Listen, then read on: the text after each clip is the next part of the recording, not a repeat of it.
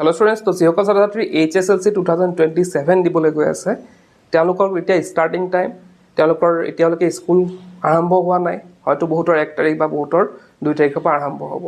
তো এইখিনি পৰ্যায়ত মানে বৰ্তমান সময়ত আমি এটা কথা জনাটো খুবেই প্ৰয়োজন যে আমি গোটেই বছৰ পঢ়িবলৈ আমাৰ কি কি কিতাপ প্ৰয়োজন হয়। অৰ্থাৎ HSLC 2027ত আমি যদি এটা ভাল ৰিজাল্ট কৰিবলৈ মন আছে তাত আমি কি কিতাপ আমাৰ প্ৰয়োজন হ'ব, আমি কি কিতাপ গোটেই বছৰ পঢ়িব লাগিব, সেইখিনি কথা আমি জনাটো খুবেই প্ৰয়োজন।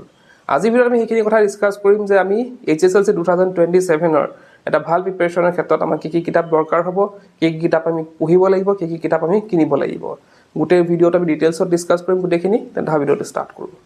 এতিয়া প্ৰথমতে আমি ষ্টাৰ্ট কৰিম ইংলিছৰ। তো ইংলিছৰ ক্ষেত্ৰত আমাৰ দুখন কিতাপ থাকে, যোনখন আমাৰ স্কুলৰ পৰা দিয়া হয় বা আমি যিসকল চৰকাৰী স্কুল আছে তেওঁলোকৰ পৰাতো পায়ে যায়, বা যিসকল বেচৰকাৰী আছে তেওঁলোকে কিনিব লাগে। তো দুখন কিতাপ আছে, এখন হৈছে আমাৰ মেইন বুক আৰু এখন হৈছে ছাপ্লিমেণ্টাৰী। তো এই দুখন কিতাপ আমাক লাগিব আৰু লগতে আমাক লাগিব এখন ডিক্সনেৰী। তো ডিক্সনেৰীখন কিয় দৰকাৰ হ'ব যে আমাৰ যোনবিলাক ধৰা আমি কুৱেশ্যনবিলাক তোমালোকে হয়তো ফ'ল' কৰিছা বা প্ৰিভিয়াছ ইয়েৰ কুৱেশ্যনবিলাক যদি চোৱা, বহুতো কুৱেশ্যন কিন্তু ৱৰ্ড মিনিঙৰ পৰা আহে।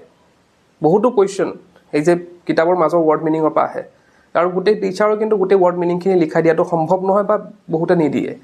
তো তেনে ক্ষেত্ৰত আমি নিজে অলপ কষ্ট কৰিব লাগিব। কিতাপখন পঢ়োঁতে আমি যদি ডিক্সনেৰীখনৰ পৰা ৱৰ্ড মিনিংবিলাক জানি পঢ়োঁ, তেতিয়াহ'লে আমাৰ কি হ'ব, পৰীক্ষাত যোন এনেধৰণৰ কুৱেশ্যনবিলাক আমি ছল্ভ কৰিব পাৰিম।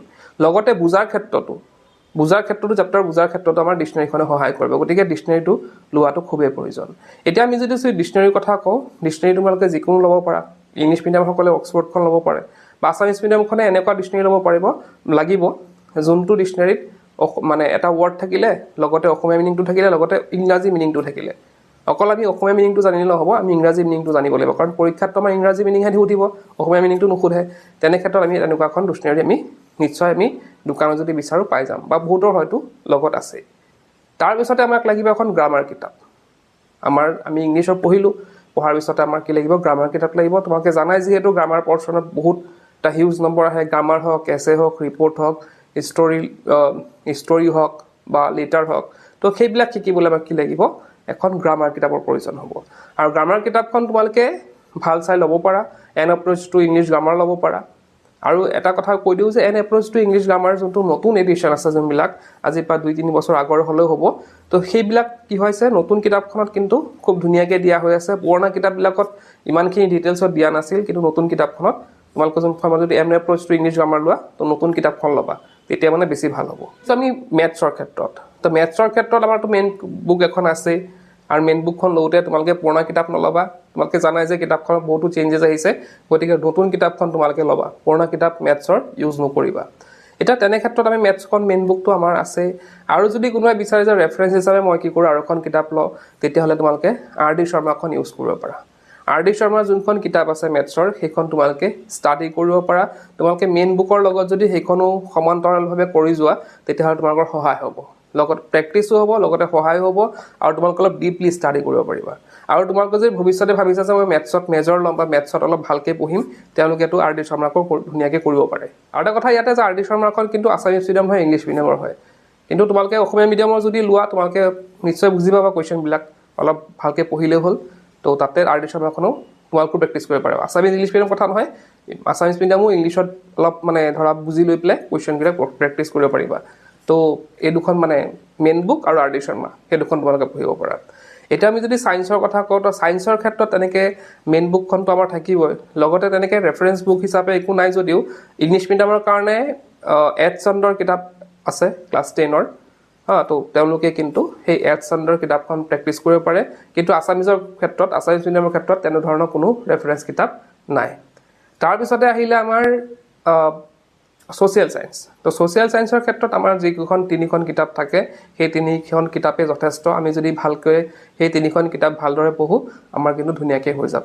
আৰু এটা কৈ দিওঁ যে ইকনমিক্সৰ যিহেতু কিতাপখন চেঞ্জ হৈছে, তোমালোকে পুৰণা কিতাপ ব্যৱহাৰ নকৰিবা, ইকনমিক্সৰ নতুন কিতাপখন ল'ব লাগিব। তো সেইখিনি হৈ গ'ল। নেক্সট আছে আমাৰ অসমীয়া ছাবজেক্টটো পঢ়িব হ'লে আমাৰ কি লাগিব, যোনখন মেইন কিতাপ আছে সেইখনে আমাৰ যথেষ্ট হ'ব। লগতে আমাৰ লাগিব এখন গ্ৰামাৰ। তো তোমালোকে গ্ৰামাৰখন ৰচনা বিচিত্ৰ ল'ব পাৰা, বা বেলেগ যি গ্ৰামাৰ তোমালোকে ভাল পোৱা তোমালোকে ল'ব পাৰা।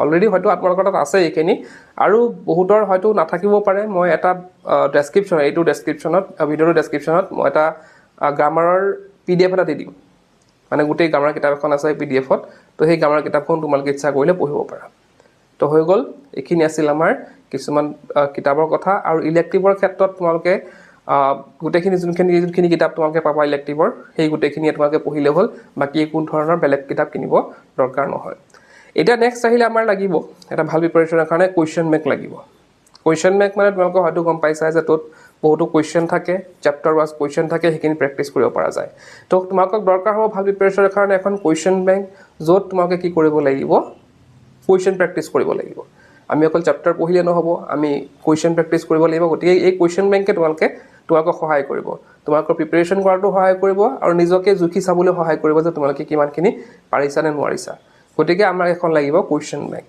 তো কোৱেশ্চন বেংকটো বজাৰ বহুত আছে কিন্তু তোমালোকে যোনখন সাৰথি আছে নতুনকৈ ওলাইছে তো সেই সাৰথিখন তোমালোকে বাই কৰিব পাৰা তো তাতে তোমালোকে মানে যোনটো নতুন সিলেবাস যোনটো আহিছে ধৰা নতুন চেপ্টাৰ্ছবিলাক তাতে সব ইনক্লুড আছে লগতে তাত MCQজো আছে আৰু লগতে বাকি যোনবিলাক তোমালোকৰ যেনেকুৱা কোৱেশ্চন আহে সেই গোটেই তেনেকুৱা কোৱেশ্চন দি পেলাই কোৱেশ্চন বেংকখন বনোৱা হৈছে তোমালোকে ওচৰত বজাৰটো পাই যাবা বা মই ফ্লিপকাৰ্টৰ লিংকবিলাকো দি দিম ডেছক্ৰিপশ্যনত তাতো তোমালোকে তাৰ পৰা তোমালোকে বাই কৰিব পাৰিবা তাৰপিছত তোমালোকে আৰু এখন কিতাপ ল'ব পাৰা আৰু সেইখন হৈছে দাপোন পৰিপূৰিকা তো এই দাপোন পৰিপূৰিকা লোৱাৰ মই মেইন কাৰণটো কৈছোঁ যে তাত তোমালোকৰ এনেকুৱা নহয় যে কোৱেশ্চনবিলাক আমাৰ এক্সামত কমন পৰিব এইখিনিৰ পৰা আহিব তেনেকুৱা নহয় তাতে কি পাবা তোমালোকে দাপোন পৰিপূৰিকাত মই কৈ দিছোঁ যে তাতে কোৱেশ্চন এনচাৰবিলাক থাকিব হা মানে বিভিন্ন সময়ত কি কোৱেশ্চন আহিছিল যোৱা বছৰ কি কোৱেশ্চন আহি গৈছে তাৰ আগৰ বছৰ কেনেকুৱা কোৱেশ্চন আহি গৈছে এইবিলাক থাকিব মই সেইখন কমনৰ কাৰণে ল'ব দিয়া নাই সেইখন ল'বলৈ দিয়া এটা একমাত্ৰ কাৰণ হৈছে যে তাতে কি থাকে সেইখন মানে দাপোন পৰিপূৰিকাত যে যিসকল টপাৰ্ছ আছে যিসকলে বহুত নম্বৰ পাইছে হয়তো এটা ছাবজেক্টত 99 পাইছে 98 পোৱা ছাত্ৰ ছাত্ৰীহে তাত লিখে মানে তাত আনসাৰবিলাক লিখে গতিকে সেই আনসাৰবিলাক পঢ়ি তোমালোকে বা চাই পেলাই তোমালোকে গম পাবা যে কেনে ধৰণৰ আনসাৰ ৰাইটিং কৰিব লাগে কেনেকৈ লিখিব লাগে কেনেকৈ লিখিলে আমাৰ সম্পূৰ্ণ নম্বৰ পাম তো তেনে ধৰণৰ আইডিয়াবিলাক তোমালোকে ল'ব পাৰিবা আৰু সেই আইডিয়াৰ কাৰণে তোমালোকে দাপোন পৰিপূৰিকাখন তোমালোকে ল'ব পাৰা সেইখনে তোমালোকক সহায় কৰিব বিশেষভাৱে যে কোৱেশ্চন আনসাৰখিনি কেনেকৈ লিখিব লাগে আৰু লগতে তোমালোকে তাৰ পৰা কোৱেশ্চন আনসাৰো পঢ়িব পাৰিবা সেইটো প্ৰব্লেম নাই তো এইখিনি আছিলে কিছুমান আৰু আমি বছৰৰ শেষৰ ফালে আমাক টেষ্ট পেপাৰো লাগিব সেইখন বাৰু এতিয়া নালাগে যেতিয়ালৈ আমাৰ টেষ্ট এক্সামবিলাক হৈ যাব তেতিয়া আমাৰ বছৰৰ শেষত আমাৰ টেষ্ট পেপাৰো লাগিব আমি টেষ্ট পেপাৰ প্ৰেক্টিছ কৰিব লাগিব সেইখিনি বাৰু পিছত কথা পাতিম তো এইখিনি কিছুমান কিতাপৰ কালেকশ্যন আছিলে যোনবিলাকত তোমালোকৰ দৰকাৰ হ'ব গোটেই বছৰ পঢ়িবলৈ আৰু সেইখিনি পঢ়িলে মই ভাবোঁ যে তোমালোকৰ এটা ভাল প্ৰিপাৰেশ্যন হ'ব তোমালোকৰ 100% তোমালোকে মানে কিতাপৰ তৰফৰ পৰা তোমালোকে নিশ্চিন্ত থাকিব পাৰিবা যে মোৰ কিতাপ আৰু কিবা কিনিব বাকী আছিল নেকি তেনেকুৱা কোৱেশ্চন তোমালোকৰ মনত নাহিব এইখিনি কিতাপ তোমালোকে কিনি ল'লেই হ'ল তো আজিৰ ভিতৰত সেই কৰিলোঁ কি পঢ়িম